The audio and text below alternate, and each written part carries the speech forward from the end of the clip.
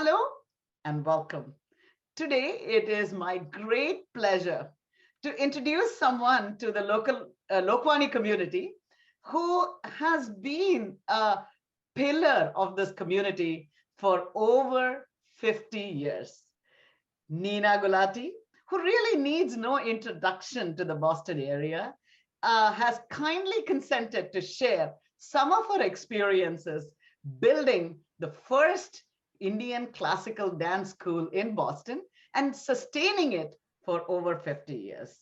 Neena ji, Neena Auntie, as she is known very fondly, was born in New Delhi and began dancing when she was only 4 years old.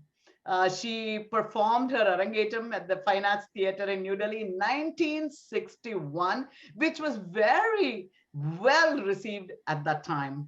Since then, she had traveled extensively around the world and finally landed up in Boston, where she started the Triveni School of Dance in 1971. That was the first school of dance that was established, classical school of dance that was established in the New England area. And it was a forebearer to all of the other, several dance schools that have come since then. She herself is trained in Bharatanatyam, Kuchipudi, and Odissi, which she teaches to all her students. She has worked extensively, not only training thousands of students, and she will tell us a little bit more about that, but also with other classical and non-classical artists to bring about very interesting creations. In the Boston Dance Alliance, named her the 2016 Dr. Michael Shannon Dance Champion. This was an award that was created in 2004 and recognizes those who have made important and lasting contribution to the dance landscape in Boston. Most importantly, she has been dancing for over 70 years and serves as a great inspiration to all us dancers in the New England area. Neena ji, namaste and welcome to Lokvani. Thank you for inviting me, Ranjani. And it's been a pleasure. It's been an amazing journey for me. Yeah, Uh, yes, since the age of 4, when my parents took me to watch a show, yeah. and, and I was so mesmerized. I wanted to start right away. Whose And dance did you watch? I mean, you were a Punjabi and you took on Tamil dance form, right? And do you remember? yes, I no, I don't remember who it was. I think it was a Kathak dance group because they had a lot of footwork, Yeah. and I was fascinated with their ankle bells. So my mom said, "Okay, well, we'll find you a teacher, but here I'm going to go and buy you a pair of ankle bells." And she says that since she bought those, I used to sleep with those under my pillow because I just dreamed about dancing all the time. It has, and it's been such an amazing journey, from Yeah. when I was 4 years old. So, When I'm right, I'm 78 now. wow, wow. I mean, that's the amazing thing about you, Neeraji. You are 78 and you are dancing as if you were, 16 years old. And what is the secret to that longevity of performance, of teaching, and just excellence for so many years in the art form? I think I've just been very fortunate. It's not everybody gets these opportunities, but my parents loved the arts and they really encouraged me. My mother was happy to drive me to classes all the time. And then later, when I was in New York on a studying scholarship, I performed at Columbia, and that's where I met my future husband. Oh, He was fascinated with my dance, and of course we had an agreement that he would always support me, and he has definitely done that because I was not here. I was in India with my 2 children when he bought this beautiful house in Brookline. oh, The biggest reason was he had a beautiful studio all ready for me to continue my dance. So he has been a tremendous support. I know many husbands would tell their wives, enough now, you just sit and Yeah, take care of the house. But no, he has always encouraged me, and he's proud of what I have done. So I've been lucky that things have worked out. yeah, uh, I'm also very grateful to God because He's blessed me with good health. yeah, I do work at it. I have always tried to stay active and eat healthy and keep myself strong with yoga and all types of athletic activities. yeah. So, in fact, I was games president at Lady Oven College. So, Oh, that helped build my stamina. stamina. Mhm. Mhm. Yeah. And of course, I mean, you started the dance classes in 1971. And you were the first to do that. So, what motivated you to do that? And what motivates you to keep going day by day? I mean, to run a dance classes, I know is not a trivial thing. So, and how many students have you taught? Oh my gosh, I have taught thousands of Yeah, students, yeah, and it's wonderful that they have now their children, and in fact, like my daughter's classmates, their children. So that means I'm going into third generation. My daughter wow. when I started, and she had classmates. Then, when she got married and had a daughter, Rani started dancing. So, similarly, many other adult students who have been with me for the past, 60 years, I'm teaching their children. So, this has been so rewarding for me Yeah. to And where did it start? So what motivated it? You started in 1971. it's a few months before that, I had a performance at MIT. And after the performance, two families came backstage. One was an American family, the Afflebaum family from Concord, and they had been to India, and their daughter Andrea Yeah. just was fascinated. So they asked if I would teach their daughter, and I said, let me find a place because I'm in an apartment. Mhm. And as soon as I have the studio, I will call you. Similarly, there was another student now. She's been with me. Her name is Ashini. And last year we did her daughter's Arangetram. So Ashini started with me when she was 4 Wow. and was among the first Arangetram. So, anyway, but that's what happened. And I had the studio, I had these students, and word of mouth, because at that time there weren't too many other teachers. I Yeah. had students coming from Rhode Island, from New Hampshire. I had this student Bhairavi Parikh who would come from Worcester, um, and she just, all these students have given me so much respect, so much love. In fact, my husband laughs. He says, they spoil you too much. Now he says, you expect me to spoil you too?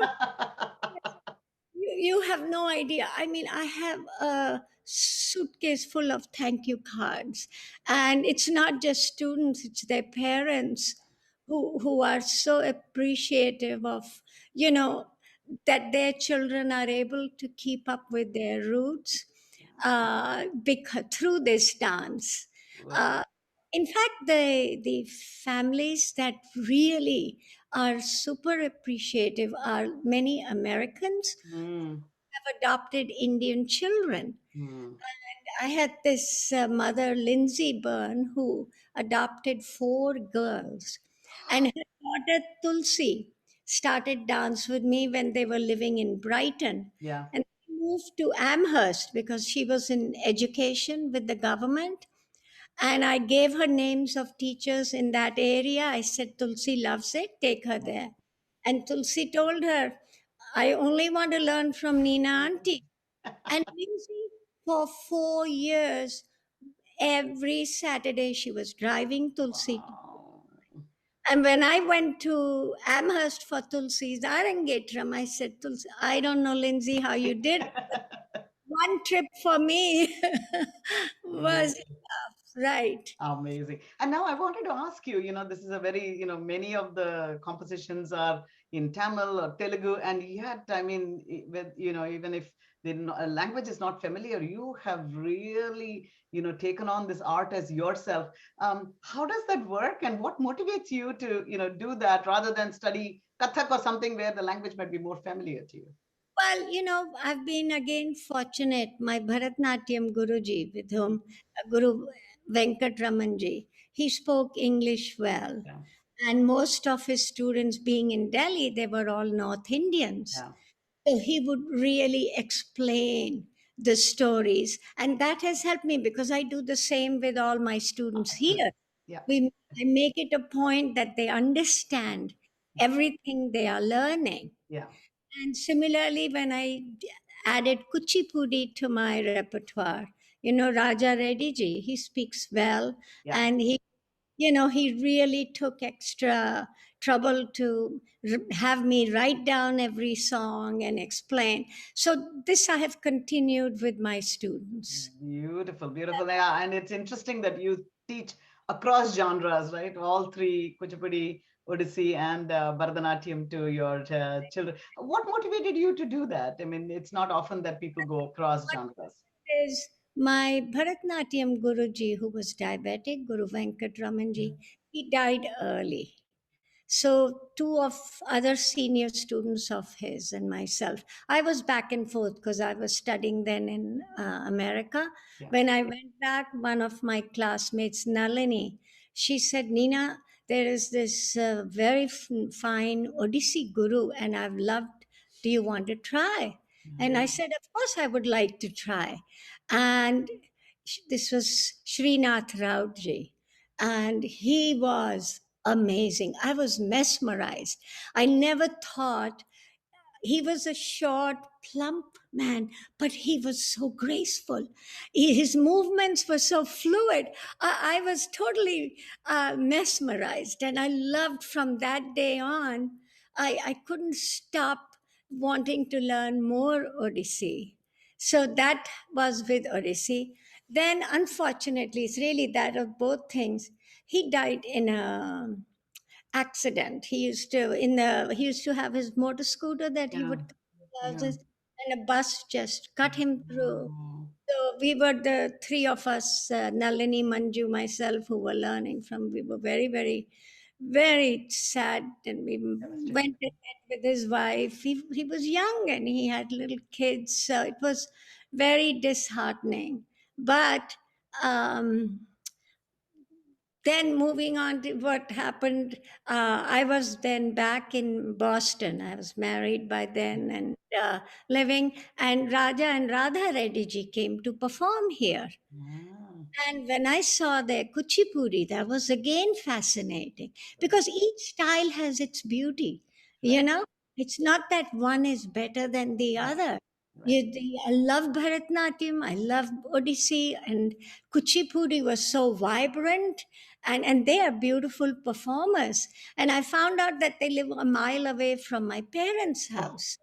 Right there. So I told them, I said, I'm going to start coming and learning. And they said, just tell us when, and we will be happy to teach you. oh, So, so then at that time, my parents were getting old too, and I needed to spend more time with them. So I would I didn't have that many teachers. So I'd just close the school for the month of January, right. go spend a month with my parents and do kuchipudi, 2, 3 hours every day. And in a month, I would Yeah. learn 3, 4 dances and then go back the following Yeah. year. So I did that for many years. Fan. And so I added, and since I enjoyed learning all three styles, I have encouraged my students too. There are a few who um, are very, especially the Tamilian family, want to stay with Bharatnatyam no more. And then gradually, when they see Kuchipudi, they'll do it. But Odissi, I try to do more with older students because I think Odissi has very subtle torso movements. It's a little more complex. And to try to explain to little kids, how the complex Exactly. movements. And in Odyssey, we also have in the music, most of the music is all offbeat. Mm. So I wait till they have danced for 5 6 years. They've done Before. Bharatanatyam Kuchi. Then only I teach. Odissi, I teach to very selective group of students. Wonderful, wonderful, wonderful. Now you've taught thousands of students over now 5 decades, right? How has teaching dance changed over the years as you saw it?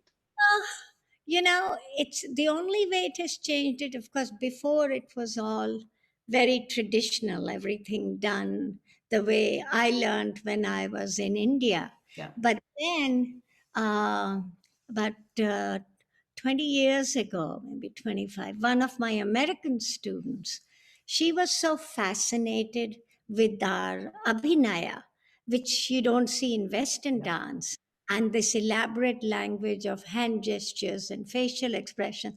She said she's a fan of this poet, Robert Bly. And she said, I would love to see the two of you collaborate. yeah. Mhm. I said, I would love to try it. So that I decided, to take dance a Yeah, little further. And as you said, the fusion. And it worked amazing because suddenly Robert's poetry became alive, yeah, and the dance had lot more meaning for the American audience. yeah. Uh, like talking about Krishna, he would say the dark one, and we know he's referring to Krishna. And then he translated a lot of Meera bhajans, so where she gave up all her royal possessions, to follow the bhakti path. So he added a little humor to his poetry, and it was so much fun. I loved the 10 years. We traveled together all over America. We Wow. performed in Los Angeles, in Pennsylvania, New York, Washington, Boston. Then he was invited to do a show in London. He said, "You got to come. You will love this opera." Uh, So we performed over there, and it was amazing. Really, I've seen your performance with him, and it's always been very special. So I see what you're saying. So so you've moved into other things as you're saying that, yeah. But I think the teaching has been the same, right? Like it doesn't matter. the children have to learn the basics, and they continue that. It's only later, like, well, as the professional shows we do, all the senior dancers who've done their arangetrams and been Yeah, performing for some time, they love to now, in the shows we have done, not use the traditional music, but use contemporary artists like Bikram Ghosh and Anushka Shankar. Their music yeah, has little more vibrance, and it appeals to the younger generation. So we thought it's good to bring them into this ancient art form. So those are some of the changes, because I feel dance is creative. It should keep progressing. It should not be stagnant. sure. So that's why it's I mean, and I have very, very talented senior students. Ensemble shows we do, they will all pick their pieces and their dancers, and they do the whole thing all by themselves. Right. And they are happy because I've given them the freedom to do what they want. And I'm glad because less responsibility for me. So, but yeah, the ensemble shows have been very special. Oh, wonderful. Now you've trained, I think, like you said, thousands of dancers.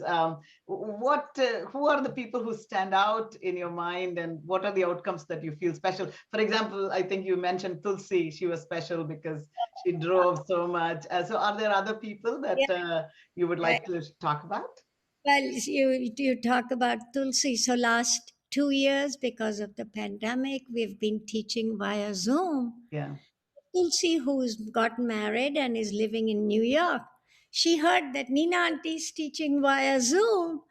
And I said, sure. And so in that class Sunday mornings. I teach. I have Vaishali who joins in from Ireland. Oh, There's Shilpa who's in California. Tulsi is in New York. Amy is in Worcester. Sheldon is in Low. I mean, it is. They've been with me umpteen years, and they are so excited that thanks to Zoom they can keep dancing with Neena Auntie. So wow. So continuous connection with all your students. That sounds yeah, really, really fantastic. Oh my God, that sounds great. That sounds great. And now moving forward, what message do you have for, so many of probably your students have become teachers, and for yes. both teachers and for students. But let's start at teachers. You are quite iconic teacher here. So what advice would you have for people who may want to continue dance and teach it? Oh, I think teaching is so rewarding. And this is what has kept me going for these 50 plus years. Because I wasn't really trained to be a teacher. I was performing professionally in Yeah, India. I came here and I learned how to teach, as I was teaching. right. But to me, I feel students who have done their arangetrams and who really enjoy the experience, it's very good for them. They learn as they teach. Kids ask questions, and then suddenly you think, yes, I should check on that. Why is this mudra and why is this kapitam and this is kapitam and kataka mukha and oh my goodness. All these questions. Then we start to look further into it. And also, I think at least I have seen there'd be little girls who are struggling with the rhythm and the footwork, and you keep pushing them and they keep trying, and then they get the step.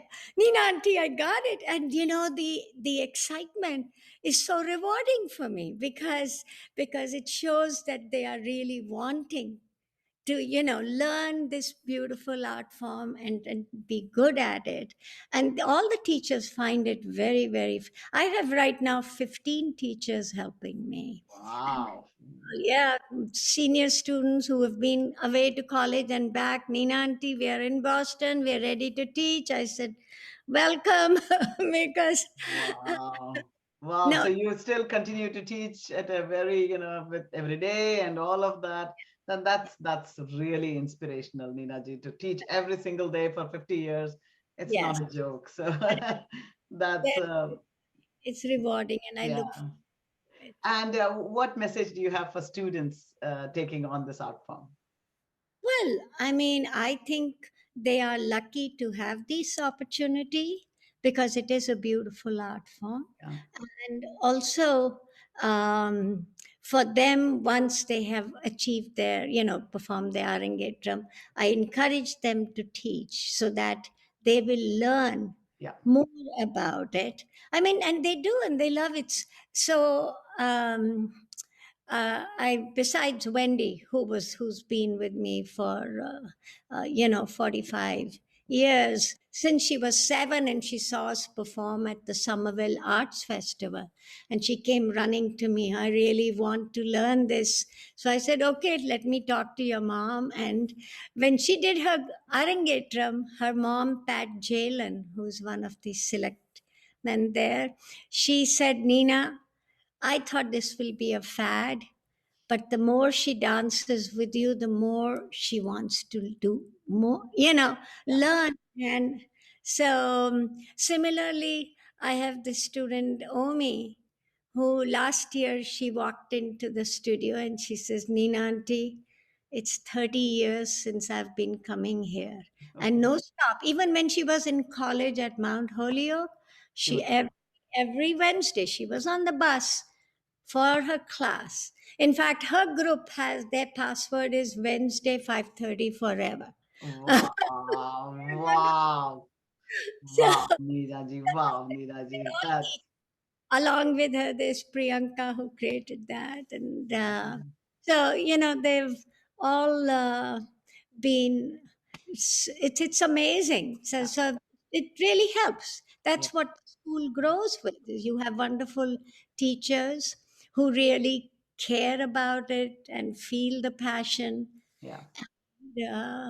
And the commitment, I think that's what it is, right? Like day in and day out to do it for 50 years is, same. Like Wendy was at Brown University, and she would get on the bus, and she was here dancing, yeah, and then she taught for many years. She still, even though she's now got her own company and she's very busy, every summer she's here doing workshops, to help with the kids yeah, because yeah. she feels a very strong connection to Triveni. Wow, wow. Well, Neena ji, what can I say? You are quite for the Boston area. When sometimes you see a banyan tree and you go, who planted this? Where did this come from? And Triveni is that banyan tree that you planted, and to be to know you and to have been really associated with you, and seen your school grow and your children, it's just been such an inspiration. And I pray to God that you keep dancing on your 100th year. Hopefully we can talk again. So God willing, Lord Nataraja is always very kind, so who knows what the future holds. As long as the health permits, I would love to. I mean, I love nothing more than dancing. That So, I shall great. definitely keep going as long as Of God gives course. me Of strength. course. It's all. Well, on behalf of Lokvani, we wish you the very, very best, and thank you so much for taking the time to talk to us today. Oh, Namaste, Neena ji. namaste. Thank you for inviting me to this.